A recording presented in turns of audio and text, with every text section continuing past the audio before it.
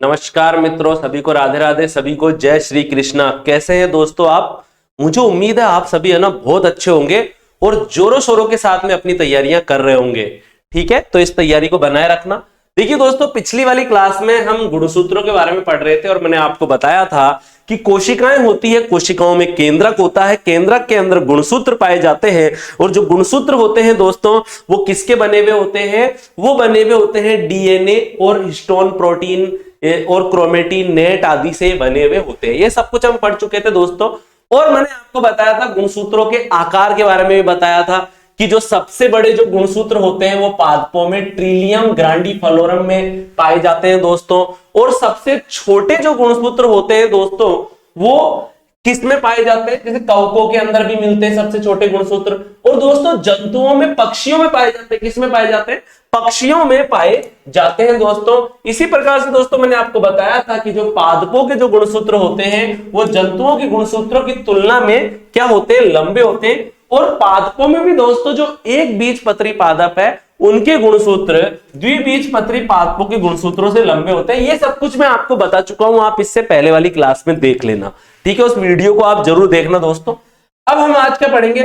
गुणसूत्रों की संरचना के बारे में पढ़ेंगे दोस्तों। किसके बारे में पढ़ेंगे अपन? गुणसूत्रों की संरचना के बारे में अपन पढ़ेंगे। उससे पहले मैं आपको एक चित्र के बारे में बताना चाहता हूं दोस्तों। ये गुणसूत्र की संरचना का चित्र है दोस्तों। और यहां पर आप देख सकते हैं, देखिए यहां पर गुणसूत्र की संरचना में आप देखिए गुणसूत्र होता है दोस्तों। गुणसूत्र में एक दबा हुआ भाग होता है। गुणसूत्र एक जगह से पिचका हुआ रहता है। गुणसूत्र क्या रहता है? एक जगह से पिचका हुआ रहता है। एक जगह से पिचका हुआ रहता है, जिसे क्या बोलते हैं दोस्तों? सेंट्रोमियर कहते हैं। क्या कहते हैं? जिसे सेंट्रोमियर कहते हैं या गुणसूत्र गुणसूत्र बिंदु कहते हैं दोस्तों। क्या बोलते हैं? गुणसूत्र बिंदु कहते हैं। यहां तक आ गई आपको बात समझ में? और गुणसूत्र बिंदु के दोनों तरफ जो गुणसूत्र पाए जाते हैं दोस्तों उसे अर्ध गुणसूत्र कहते हैं। यह एक अर्ध गुणसूत्र है दोस्तों। क्या है? यह एक अर्ध गुणसूत्र है दोस्तों। आई बात आपको समझ में? आपको पता है दोस्तों कि जब कभी ये गुणसूत्र बहुत ज्यादा क्या हो जाते हैं? जब ये गुणसूत्र बहुत ज्यादा कुंडलित हो जाते हैं, जैसे देखो ना स्प्रिंग की तरह घूम गए, इसे कीड़े के पत्ते की तरह, मतलब घूम गए इसे स्प्रिंग की तरफ। जब गुणसूत्र के जो ये भाग होते हैं जब ये स्प्रिंग की तरह घूम जाते हैं तो इसको क्या बोलते हैं दोस्तों? इसको क्रोमोनिमेटा कहते हैं। और आपको पता है इस क्रोमोनिमेटा के ऊपर छोटे छोटे कण पाए जाते हैं। छोटे छोटे क्या पाए जाते हैं? कण पाए जाते हैं दोस्तों। छोटे छोटे क्या पाए जाते हैं? कण पाए जाते हैं। और इन कणों को क्या बोलते हैं दोस्तों? क्रोमोमियर कहते हैं। यहां तक आ गई आपको बात समझ में? गुणसूत्रों के ऊपर एक परत चढ़ी रहती है जिसे पेलिकल कहते हैं दोस्तों। कभी कभी क्या होता है कुछ गुणसूत्रों में जैसे 46 गुणसूत्र होते हैं मानव के अंदर दोस्तों, और 46 में से भी कुछ गुणसूत्र ऐसे होते हैं जिसमें प्राथमिक संकीर्णन के अलावा एक द्वितीयक संकीर्णन भी पाया जाता है दोस्तों। द्वितीयक संकीर्णन भी पाया जाता है दोस्तों। और द्वितीयक संकीर्णन के आगे एक छोटा सा गुणसूत्र जुड़ा रहता है जिसे बोलते हैं सैटेलाइट गुणसूत्र दोस्तों। और आपको पता है दोस्तों सैटेलाइट के जो आगे वाला भाग होता है इसे बोलते हैं टीलोमियर।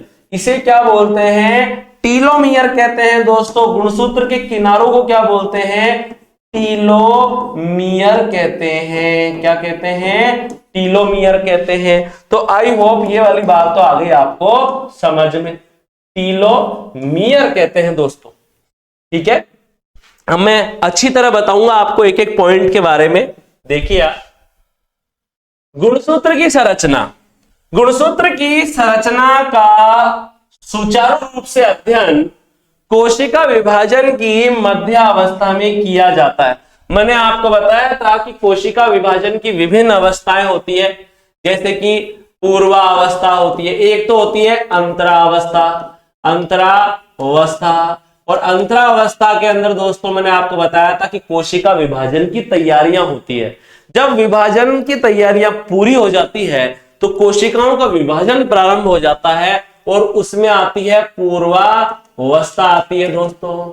फिर पूर्वावस्था के बाद में आती है मध्यावस्था।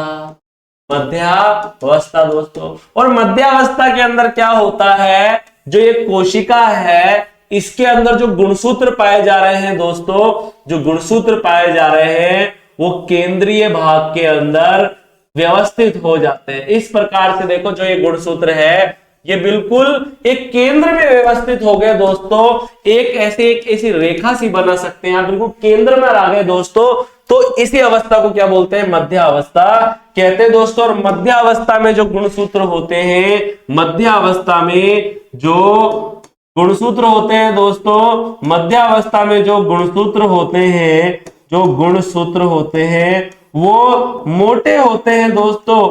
क्या होते हैं, मोटे होते हैं। इसलिए मोटे गुणसूत्रों का आसानी से अध्ययन किया जाता है। इस अवस्था में गुणसूत्रों में सर्वाधिक संघनन होता है, मतलब गुणसूत्र बहुत ज्यादा मोटे हो जाते हैं, संघनित हो जाते हैं दोस्तों, जिससे कि ये सर्वाधिक छोटे एवं मोटे दिखाई देते हैं। गुणसूत्र में पाए जाने वाले विभिन्न भागों के बारे में अपन देख लेते हैं। सबसे पहले मैंने आपको क्या बताया था, अर्ध गुणसूत्रों के बारे में, जिसको क्या बोलते हैं, क्रोमेटिड कहते हैं। यहां आप देखिए इस डायग्राम के अंदर दोस्तों कि गुणसूत्र के वह वाला भाग जहां से गुणसूत्र दबा रहता है, जहां से गुणसूत्र क्या रहता है, दबा रहता है, उसको तो बोलते हैं गुणसूत्र बिंदु। और गुणसूत्र बिंदु के दोनों तरफ भुजाएं होती है। जैसे मेरे शरीर से मेरी दो भुजाएं जुड़ी हुई है ना दोस्तों, वैसे ही इस गुणसूत्र बिंदु से भी आधे गुणसूत्र ऊपर जुड़ा हुआ है, आधा नीचे जुड़ा हुआ है। इसकी भुजाओं को क्या बोलते हैं दोस्तों, अर्ध गुणसूत्र कहते हैं दोस्तों। क्या बोलते हैं दोस्तों, अर्ध गुणसूत्र कहते हैं। मध्यावस्था में देखिए आप, मध्यावस्था में प्रत्येक गुणसूत्र दो लंबवत भाग दिखाई देते हैं। मध्यावस्था के अंदर क्या होता है, ये तो है गुणसूत्र बिंदु दोस्तों, और गुणसूत्र बिंदु के दोनों तरफ दो ऐसे लंबवत भाग जुड़े रहते हैं, जिन्हें ही क्या बोलते हैं दोस्तों, अर्ध गुणसूत्र कहते हैं। और ये दिखाई देते हैं मध्यावस्था के अंदर। कब दिखाई देते हैं दोस्तों, ये मध्यावस्था में दिखाई देते हैं। इन्हें ही अर्ध गुणसूत्र कहा जाता है। ये दोनों अर्ध गुणसूत्र एक ही गुणसूत्र बिंदु से जुड़े रहते हैं। देखो एक ही गुणसूत्र बिंदु है और इससे दोनों के दोनों अर्ध गुणसूत्र जुड़े रहते हैं। आपको पता है दोस्तों, इन अर्ध गुणसूत्रों को अपन क्रोमेटिड्स भी कहते हैं। इंग्लिश में क्या बोलते हैं इसको, क्रोमेटिड्स के नाम से भी जाना जाता है दोस्तों। किस नाम से जाना जाता है, क्रोमेटिड के नाम से भी जाना जाता है। ये वाली बात आपको ध्यान होनी चाहिए। पश्चावस्था में गुणसूत्र बिंदु के विभाजन होने से दोनों अर्ध गुणसूत्र अलग हो जाते हैं एवं विपरीत ध्रुवों की ओर गति करने लगते हैं। दोस्तों सबसे पहले आती है मध्यावस्था। सबसे पहले क्या आती है, मैंने आपको बताया ना कि मध्यावस्था में सारे के सारे गुणसूत्र मध्य में अरेंज हो जाते हैं। ये तो है मध्यावस्था दोस्तों। मध्यावस्था के बाद में कौन सी अवस्था आती है, उसके बाद में आती है दोस्तों अंत अवस्था आती है। यही तो बताइए ना आपको, कौन सी अवस्था आती है दोस्तों, इसके बाद में आती है पश्चावस्था आती है दोस्तों। यहां पर आप देखिए, एक सेकेंड, हाँ यहां पर कौन सी आती है, पश्चावस्था आती है। अब पश्चावस्था के अंदर क्या होता है, ये गुणसूत्र बिंदु टूट जाते हैं और दोनों अर्ध गुणसूत्र, ऊपर वाले अर्ध गुणसूत्र ऊपर की ओर गति करने लग जाते हैं, नीचे वाले अर्ध गुणसूत्र नीचे की ओर गति करते हैं। ये ऊपर की तरफ जा रहा है, ये नीचे की तरफ, ये भी ऊपर की तरफ जा रहा है, ये नीचे की तरफ जा रहा है दोस्तों। आई बात आपको समझ में। ये कौन सी अवस्था है दोस्तों, यह पश्चावस्था है दोस्तों। पश्चावस्था के अंदर ये वाली बात आपको ध्यान होनी चाहिए, ठीक है। इस अवस्था में इन्हें पुत्री गुणसूत्र या डॉटर क्रोमोसोम भी कहते हैं। अर्ध गुणसूत्र का निर्माण कब होता है, अर्ध गुणसूत्र का निर्माण होता है अंतरावस्था में, जिसे इंटरफेज भी कहते हैं। अंतरावस्था में प्रत्येक अर्ध गुणसूत्र अत्यंत कुंडलित रूप में दिखाई देते हैं। इसे क्रोमोनिमेटा या वर्ण सूत्र भी कहते हैं दोस्तों। यहां पर आप देखिए, इस स्लाइड में मैं आपको बताता हूं, यह है एक कोशिका। कोशिका में है केंद्रक, और दोस्तों आपको पता है केंद्रक में प्रोटीन, डीएनए आदि से बना हुआ होता है क्रोमेटिन का जाल होता है दोस्तों। और आपको पता है दोस्तों ये जो क्रोमेटिन का जो जाल है, ये क्रोमेटिन का जाल ही, अब देखो इसमें विभाजन होगा, क्या होगा, विभाजन होगा, और इसे कोशिका चक्र भी बोलते हैं। क्या बोलते हैं इसे, कोशिका चक्र भी कहते हैं दोस्तों। और आपको पता है इस कोशिका चक्र या विभाजन के अंदर क्या होता है, इस कोशिका चक्र या विभाजन के अंदर ये जो कोशिका है, इस कोशिका के अंदर सबसे पहले आएगी अंतरावस्था, अंतरावस्था आएगी, जिसे इंटरफेज कहते हैं दोस्तों, इंटरफेज कहते हैं। और इंटरफेज के अंदर क्या होता है, जो ये गुणसूत्र है दोस्तों, यहां पर ऐसे इसमें आपको क्या दिखाई देते हैं, अर्ध गुणसूत्र दिखाई देते हैं। क्या दिखाई देते हैं, अर्ध गुणसूत्र दिखाई देते हैं। इसको अपन क्रोमेटिड भी कहते हैं, क्रोमेटिड, क्रोमेटिड्स भी कह सकते हैं दोस्तों, ऐसी कोई बात नहीं, क्रोमेटिड्स कहते हैं दोस्तों। और आपको पता है दोस्तों अंतरावस्था में जो ये क्रोमेटिड होते हैं, ये जो क्रोमेटिड होते हैं ये बहुत ज्यादा कुंडलित हो जाते हैं। क्या हो जाते हैं, बहुत ज्यादा ऐसे कुंडलित हो जाते हैं। क्या हो जाते हैं, बहुत ज्यादा कुंडलित हो जाते हैं, जिसे क्रोमोनिमेटा कहते हैं। क्या कहते हैं, क्रोमोनिमेटा कहते हैं। और इन क्रोमोनिमेटा के ऊपर ऐसे कण पाए जाते हैं जो जीन के समान होते हैं, कण होते हैं। क्या होते हैं दोस्तों, कण होते हैं जो जीन के समान है, जीन के समान है दोस्तों। इन्हें क्रोमोमियर भी कहते हैं, इन कणों को क्या बोलते हैं, क्रोमोमियर भी कहते हैं। तो आई होप ये वाली बात तो आ गई होगी आपको समझ में दोस्तों। देखो ना यहां पर मैंने आपको यही तो बताया है, देखिए आप ध्यान पूर्वक, ये गुणसूत्र बिंदु दोनों तरफ जो आधे आधे गुणसूत्र जुड़े हुए हैं, ऊपर वाला जो भुजा है गुणसूत्र की उसे अर्ध गुणसूत्र बोल रहे हैं पहला, ये नीचे वाला अर्ध गुणसूत्र हो गया। अंतरावस्था में जो ये अर्ध गुणसूत्र कुंडलित दिखाई देते हैं, और उस समय इसको क्या बोलते हैं दोस्तों, अपन क्रोमोनिमेटा कहते हैं। ठीक है, क्रोमोनिमेटा के ऊपर आपको कण दिखाई देंगे छोटे छोटे, जिन्हें क्रोमोबियर कहते हैं, जो जीन के समान होते हैं और अनुवांशिकता के वाहक होते हैं, एक पीढ़ी से दूसरी पीढ़ी में लक्षणों को लेकर जाते हैं। तो वही वाली बात आ गई कि क्रोमोमियर तथा वर्णकणिका।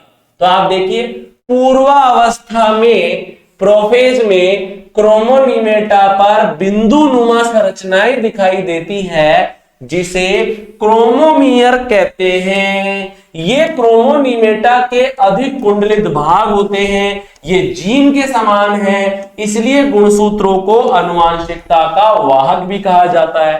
देखिए दोस्तों अभी मैंने एक चित्र बनाया था कि कोशिका है, कोशिका में केंद्रक है, केंद्रक में क्रोमेटिन जाल है, विभाजन हुआ कोशिका में जिसे कोशिका चक्र कहते हैं। तो क्या हुआ, केंद्रक के अंदर जो क्रोमेटिन नेट था वो गुणसूत्रों में परिवर्तित होने लग गया। अंतरावस्था चल रही है दोस्तों, आई बात आपको समझ में। लेकिन दोस्तों जब अंतरावस्था से जब कौन सी अवस्था आती है, कौन सी अवस्था आती है, प्रोफेज आती है, प्रोफेज आती है दोस्तों, जिसे पूर्वावस्था भी बोलते हैं। क्या बोलते हैं, पूर्वावस्था भी कहते हैं। जब पूर्वावस्था आती है दोस्तों तो उस समय आप देखेंगे कि इस क्रोमोनिमेटा के ऊपर, इन अर्ध गुणसूत्रों के ऊपर कण समान संरचनाएं पाई जाती है, जिसे क्रोमोमियर कहते हैं दोस्तों। क्या कहते हैं, जिसे क्रोमोमियर कहते हैं। और आपको पता है जीन के समान है, ये किसके समान है, जीन के समान है। और इसीलिए अपन कह सकते हैं कि गुणसूत्र एक पीढ़ी से दूसरी पीढ़ी में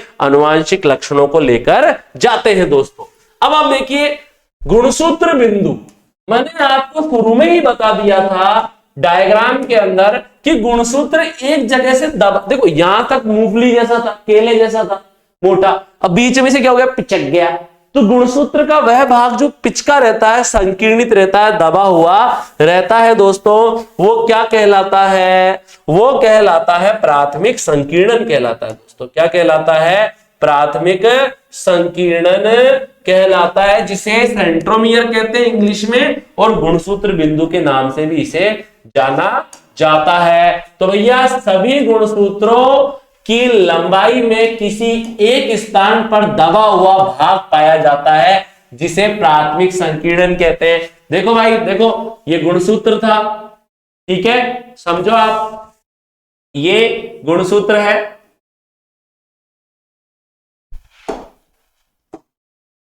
देखिए आप, ये गुणसूत्र है दोस्तों, ये बीच में से दब गया, ठीक है, इसे प्राथमिक संकीर्णन कह रहे हैं, क्योंकि ठीक है प्राथमिक नंबर पर है। अभी आपको बताऊंगा क्यों कहते हैं, आगे एक डायग्राम आएगा उसमें बताऊंगा, इधर आप देखिए ध्यान से, ठीक है। इसे गुणसूत्र बिंदु या सेंट्रोमियर भी कहते हैं दोस्तों। क्या बोलते हैं इसे? सेंट्रोमियर या गुणसूत्र बिंदु भी कहते हैं। आपको पता है दोस्तों कि गुणसूत्र बिंदु के दोनों पार्श्वों पर प्रोटीन की तस्त्रीनुमा संरचनाएं पाई जाती है, जिसे काइनेटोकोर कहते हैं। इस गुणसूत्र बिंदु के दोनों ओर ऐसी प्रोटीन के से बनी हुई संरचनाएं पाई जाती है, जिसे क्या बोलते हैं? काइनेटोकोर कहते हैं दोस्तों। क्या बोलते हैं? काइनेटोकोर कहते हैं। और इस काइनेटोकोर से ही कोशिका विभाजन के समय तरकु तंतु जुड़ते हैं दोस्तों। कौन जुड़ते हैं? तरकु तंतु जुड़ते हैं। ठीक है, ये वाली बात आपको क्या रखनी है? ध्यान रखनी है दोस्तों। ठीक है, अब मैं बताता हूं इसके आगे आपको। देखिए आप, हाँ, पाई जाती है, जिनसे काइनेटोकोर कहते हैं, और इस काइनेटोकोर से ही कोशिका विभाजन के समय तरकु तंतु जुड़ते हैं दोस्तों। अब आप देखिए द्वितीयक संकीर्णन। कुछ कोशिकाएं ऐसी होती है, देखो इधर आप देखिए, द्वितीयक संकीर्णन, इसको सेकेंडरी ऑर्गेनाइजिंग कॉन्स्ट्रक्शन भी कहते हैं, या इसे न्यूक्लियोलर संगठन यानी कि न्यूक्लियोलर ऑर्गेनाइजर भी कहते हैं। भैया केंद्रक में केवल एक जोड़ी गुणसूत्री ऐसे होते हैं, जैसे हमारे अंदर 23 जोड़ी गुणसूत्र है, और उन 23 जोड़ी में से केवल एक जोड़ी गुणसूत्र ही ऐसे होते हैं जिसमें प्राथमिक संकीर्णन के अलावा द्वितीयक संकीर्णन भी पाया जाता है। अब आपको समझ में आएगा प्राथमिक संकीर्णन। जैसे मैं बोलूं गुणसूत्र था, दब गया, ठीक है, तो इसको अपन नंबर 1 दे देते, तो प्राथमिक संकीर्णन हो गया।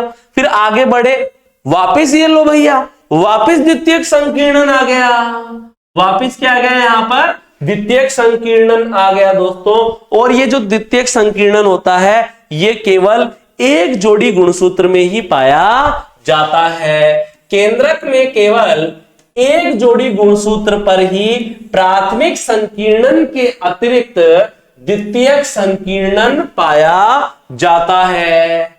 जिस गुणसूत्र के द्वितीयक संकीर्णन से केंद्रिक जुड़ा रहता है, उसे केंद्रिक संगठक गुणसूत्र भी कहते हैं, तथा उस स्थान को केंद्रिक संगठक क्षेत्र भी कहते हैं। आप देखिए दोस्तों, यहां पर क्या बताया गया है कि ये वाला जो स्थान होता है, ये वाला जो स्थान होता है, यहां पर केंद्रिक जुड़ा रहता है। कौन जुड़ा रहता है? केंद्रिक जुड़ा रहता है। कौन जुड़ा रहता है? केंद्रिक जुड़ा रहता है। अब आप बोलेंगे केंद्रिक क्या होता है? ये कोशिका है, कोशिका में केंद्रक है दोस्तों, केंद्रक है। और आपको पता है दोस्तों, केंद्रक के अंदर भी एक डार्क सा स्पॉट पाया जाता है, जहां पर सबसे ज्यादा गुणसूत्र पाए जाते हैं, उसी को क्या बोलते हैं? केंद्रिक कहते हैं। और ऐसा माना जाता है कि गुणसूत्र के द्वितीयक संकीर्णन वाले भाग से कभी कभी केंद्रिक जुड़ा रहता है, इसलिए इस द्वितीयक संकीर्णन को दोस्तों क्या बोलते हैं? केंद्रिक संगठन क्षेत्र भी कहते हैं। क्या कहते हैं? केंद्रिक संगठक क्षेत्र भी कहते हैं। दोस्तों आपको पता है, गुणसूत्र के ऊपर जो ये द्वितीयक संकीर्णन वाला स्थान होता है, ये बिल्कुल फिक्स रहता है, बिल्कुल निश्चित रहता है, जिससे केंद्रिक का निर्माण होता है। आपसे पूछा जा सकता है कि गुणसूत्र में पाया जाने वाला द्वितीयक संकीर्णन का क्या महत्व है? तो भैया केंद्रिक के निर्माण में यह सहायक है। केंद्रिक अलग होता है, केंद्रक अलग होता है। कोशिका में पाया जाता है केंद्रक, केंद्रक में मिलता है एक डार्क सा स्पॉट, एक धब्बा सा दिखाई देता है, जिसे केंद्रिक कहते हैं। केंद्रिक केंद्रक का वह भाग है दोस्तों जहां पर सबसे ज्यादा गुणसूत्र डीएनए वगैरह पाए जाते हैं दोस्तों। अब आप देखिए ध्यानपूर्वक, अनुषंग या सैटेलाइट, यहां पर क्या बताया गया है कि जो ये द्वितीयक संकीर्णन वाला भाग है ना दोस्तों, देखिए आप कि जो ये द्वितीयक संकीर्णन वाला भाग है, इसके आगे कभी कभी कुछ गुणसूत्रों के अंदर ऐसे कुछ गुणसूत्र जुड़े रहते हैं दोस्तों। क्या जुड़े रहते हैं?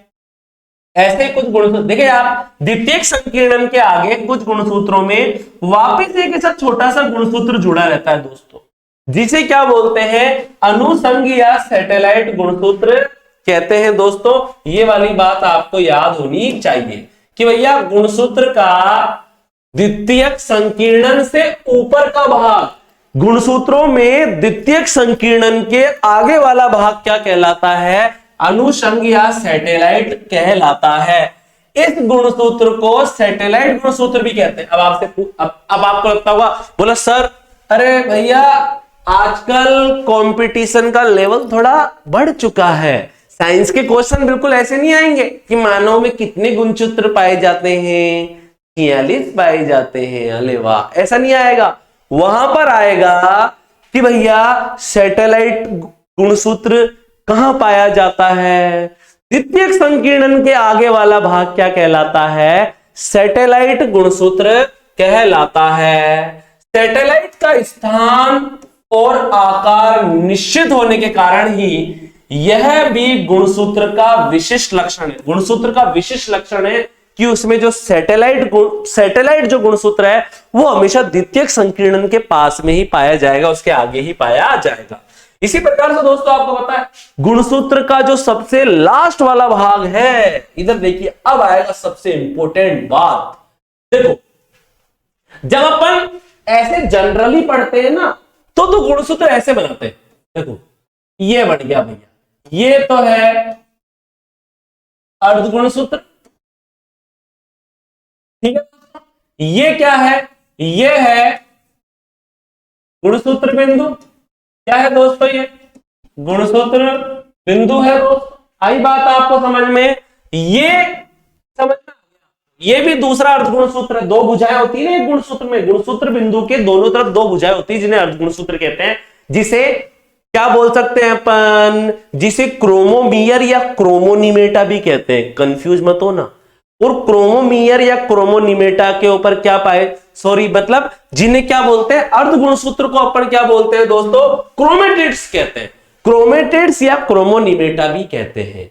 और इन क्रोमेटिड्स या क्रोमोनिमेटा के ऊपर जो कण पाए जाते हैं उसे क्रोमोमियर कहते हैं। ये वाली बात आपको ध्यान रखनी है। अब यहां पर क्या बताया गया है कि गुणसूत्रों के जो किनारे होते हैं, जैसे ये वाला किनारा हो गया या ये वाला बिल्कुल किनारा हो गया, इसको क्या बोलते हैं? टीलोमियर बोलते हैं। और आपको पता है टीलोमियर के अंदर एक एंजाइम होता है जिसको बोलते हैं टीलोमेरेज एंजाइम। Telomerase enzyme. अगर ऐसा बताया है कुछ साइंटिस्टों ने कि जैसे जैसे उम्र बढ़ती है वैसे वैसे इस टीलोमियर को, गुणसूत्र के किनारों वाले भाग मतलब टीलोमियर को, टीलोमेरेज एंजाइम मिलना कम हो जाता है। और जब ये एंजाइम मिलना इसको कम हो जाता है तो जो टेलोमियर वाला भाग है धीरे धीरे छोटा होता जाता है। और जब ये टेलोमियर वाला भाग दोस्तों छोटा होता जाता है तो धीरे धीरे कोशिकाएं बूढ़ी होने लग जाती है, शरीर बूढ़ा होने लग जाता है, ठीक है। तो वैज्ञानिकों ने क्या बताया कि अगर गुणसूत्रों की टीलोमियर वाले भाग को लगातार टीलोमेरेज एंजाइम मिलता रहे हमेशा, तो भैया जवान व्यक्ति को बूढ़ा होने से रोका जा सकता है। आई बात आपको समझ में? फिर इतना परेशान होने की जरूरत नहीं है, फेयर एंड लवली लगाओ, ये लगाओ, वो लगाओ, ठीक है। इधर देखो आप ध्यानपूर्वक देखिए, अंतखंड, अंतखंड नाम से पता चल रहा है डीएनए का जो सबसे आखिरी वाला खंड है उसको क्या बोल रहे हैं? अंतखंड बोल रहे हैं। अंतखंड या टीलोमियर, गुणसूत्र के दोनों छोर अंतखंड कहलाते हैं। तो भैया गुणसूत्र का देखो यहां बता देता हूं, ये गुणसूत्र बिंदु, ये अर्ध गुणसूत्र ऊपर वाला है, नीचे वाला, इसके जो छोर है ना दोस्तों, इन छोर को ही क्या बोल रहे हैं अपन? टीलोमियर बोल रहे हैं या अंतखंड कह रहे हैं। गुणसूत्र के दोनों छोर अंतखंड कहलाते हैं। इनमें ध्रुवता पाई जाती है। ध्रुवता का मतलब भैया एक ऊपर वाले ध्रुव पर है, सेकंड वाला नीचे वाले ध्रुव की तरफ है। भैया आई बात आपको समझ में, एक ऊपर वाले ध्रुव की तरफ है कि नीचे वाले ध्रुव की तरफ है। अमेरिका के डॉक्टर रिचर्ड काथन एवं उनके साथियों ने 2002-2003 में खोज की। एक वैज्ञानिक है अमेरिका के डॉक्टर रिचर्ड काथन और उसके उसके साथी है, इन्होंने 2002 और 2003 में क्या खोज की कि मनुष्य में आयु बढ़ने के साथ साथ कोशिकाओं में जो गुणसूत्र हैं उनके जो टीलोमियर्स हैं वो छोटे होते जाते हैं दोस्तों, जिसके कारण कोशिकाएं बूढ़ी होने लगती है। इससे शरीर वृद्धावस्था की ओर बढ़ता जाता है और धीरे धीरे बूढ़ा हो जाता है। फिर बिल्कुल हालत क्या हो जाती है, पतली हो जाती है। इन वैज्ञानिकों ने खोजा कि टीलोमियर्स को छोटे होने से बचाना होगा। वैज्ञानिकों ने क्या बोला, अगर अपन टीलोमियर्स को छोटा नहीं होने दे, क्या नहीं होने दे, इसे छोटा नहीं होने दे, तभी युवावस्था को वृद्धावस्था के प्रहार से बचाया जा सकता है। तो भैया कैसे आप इसको छोटा होने से रोक सकते हैं? अगर कोशिका को टेलोमेरेज एंजाइम मिलता रहे, अगर समय समय पर कोशिका को टेलोमेरेज एंजाइम मिलता रहे तो टीलोमियर्स यथावत रह सकता है। लेकिन भैया जैसे जैसे उम्र होती है वैसे वैसे इस एंजाइम के शरीर में कमी होती जाती है, टीलोमियर्स छोटे हो जाते हैं और फिर आदमी क्या हो जाता है, लंबा हो जाता है। लंबा होने का मतलब है वृद्ध हो जाता है, फिर चला जाता है। ठीक है, यहां पर आप देखिए ध्यानपूर्वक। अब अपन क्या देखेंगे दोस्तों, गुणसूत्र के रासायनिक संगठन के बारे में देखेंगे। यहां पर आप देखिए जो ये गुणसूत्र है, ये जो गुणसूत्र है ये किस किस से बना होता है। देखो मैं आपको ना बहुत अच्छे से बताऊंगा, इधर देखिए आप, जिसे आप देखिए ये कोशिका है दोस्तों। क्या है, ये है कोशिका है दोस्तों। और आपको पता कोशिका में है केंद्रक, और केंद्रक के अंदर ये गुणसूत्र पाए जा रहे हैं। अब बोलेंगे गुणसूत्र पाए जा रहे हैं तो भैया केंद्रक में डीएनए कहां चले गया? डीएनए से ही तो बना है। क्या बना है? ये बना है डीएनए से। क्या बना है दोस्तों? डीएनए से गुणसूत्र बना है। अब आप बोलोगे सर आप कभी तो बोलते हो कि क्रोमेटिन के जाल से बना है, कभी बोलते हो डीएनए से बना है। अरे भाई सुनो, आप सुनो पूरी बात। दरअसल डीएनए, आरएनए और प्रोटीन ये मिलकर बनाते हैं क्रोमेटिन के नेट। क्या बनाते हैं? क्रोमेटिन के धागे बनाते हैं और उससे नेट बन जाता है, और फिर इन्हीं से आगे जाकर बनता है क्रोमोसोम, मतलब गुणसूत्र बन जाते हैं दोस्तों। आई क्या बात आपको समझ में? आ गई आपको बात समझ में? आई दोस्तों। तो भैया गुणसूत्र में निम्न रासायनिक अवयव पाए जाते हैं, जैसे कि न्यूक्लिक अम्ल पाया जाता है गुणसूत्र के अंदर, डीएनए एवं आरएनए नाम के क्या पाए जाते हैं इसके अंदर? न्यूक्लिक अम्ल पाए जाते हैं दोस्तों। इसी पर देखो डीएनए की full form deoxy ribose nucleic acid, RNA ribose nucleic acid है दोस्तों। इसी प्रकार से प्रोटीन पाया जाता है। दो प्रकार की प्रोटीन मिलती है गुणसूत्रों के अंदर। कौन कौन सी? क्षारीय प्रोटीन मिलती है जिसे स्टोन प्रोटीन भी कहते हैं दोस्तों, और साथ ही साथ अम्लीय प्रोटीन भी मिलती है दोस्तों, जिसे क्या बोलते हैं? जिसे नॉन स्टोन प्रोटीन कहते हैं। इसी के साथ साथ गुणसूत्रों में कुछ खनिज लवण व आयन भी पाए जाते हैं दोस्तों, जैसे कि calcium ion, magnesium ion, sodium ion दोस्तों, Ca2+, Mg2+ और Na+ आदि आयन भी इनके अंदर पाए जाते हैं दोस्तों। अब इधर आप देखिए, मैं आपको एक ना बहुत ही महत्वपूर्ण बात बताना चाहता हूं दोस्तों। अब अपन किसके बारे में देखेंगे? अब अपन देखेंगे गुणसूत्र की परासंरचना के बारे में, अल्ट्रा स्ट्रक्चर के बारे में देखेंगे दोस्तों। अल्ट्रा स्ट्रक्चर का मतलब क्या होता है? जैसे मैंने बच्चे को बोला, जैसे मैंने बोला हवाई जहाज दिख रहा है दूर से, हवाई जहाज देखो, सुनो हवाई जहाज दिख रहा है, या मैंने बोला यार ये गुणसूत्र, या ऐसे है और ये ऐसे बना दिया, ये बना दिया, ऊषा का पंखा बना दिया मैंने, तो भैया ऐसा लग रहा है। आई बात आपको समझ में? ये तो है गुणसूत्र की संरचना। क्या है ये गुणसूत्र की संरचना? लेकिन अब मैं अगर इसे माइक्रोस्कोप में देखूं और जूम करके देखूं तो भैया इसके अंदर आपको और कुछ नई नई चीजें दिखाई देगी, बिल्कुल फाइन स्ट्रक्चर दिखाई देगी दोस्तों। उसी को क्या बोलते हैं अपन? परासंरचना कहते हैं। जरा समझिए आप, देखिए आप, मैं आपको एक डायग्राम में बताऊंगा अभी। देखिए, हाँ देखिए, सुनो, देखो ये है हमारा गुणसूत्र, ठीक है। और आपको बता, मैंने आपको क्या बताया था कि भैया जो गुणसूत्र होते हैं ये किस किस से बने हुए होते हैं? गुणसूत्र बने हुए होते हैं हिस्टोन प्रोटीन से और नॉन हिस्टोन प्रोटीन से। एक तो मिलती है इसमें हिस्टोन प्रोटीन मिलती है भैया, अगली बात आपको समझ में। साथ ही साथ इसमें क्या मिलता है? डीएनए मिलता है। हिस्टोन प्रोटीन मिलती है ऐसे अणुओं के रूप में, और डीएनए मिलता है ऐसे आपकी तरह धागे के समान मिलता है दोस्तों। आई बात आपको समझ में। और कौन कौन सी प्रोटीन पाई जाती है? H1 प्रोटीन भी पाई जाती है भैया। क्या पाई जाती है? H1 प्रोटीन भी पाई जाती है। अब सुनो आप, सुनो, गुणसूत्रों में डीएनए और प्रोटीन मिलकर एक संरचना बनाते हैं जिसे बोलते हैं न्यूक्लियोसोम। क्या कहते हैं दोस्तों? जिसे न्यूक्लियोसोम कहते हैं। देखो ध्यान पूर्वक, जो ये हिस्टोन प्रोटीन होती है दोस्तों, ये 4 प्रकार की पाई जाती है। कितने प्रकार की हिस्टोन प्रोटीन पाई जाती है? गुणसूत्रों में 4 प्रकार की हिस्टोन प्रोटीन पाई जाती है। और दोस्तों जो ये 4 प्रकार की जो हिस्टोन प्रोटीन होती है, इसके 2-2 अणु मिलकर 4 प्रकार की प्रोटीन है, 2-2 अणु मिल रहे हैं, तो इसका मतलब कुल 8 अणु मिल जाते हैं। और क्या बना देते हैं? यहां पर एक हिस्टोन प्रोटीन का ऑक्टामियर बना देते हैं।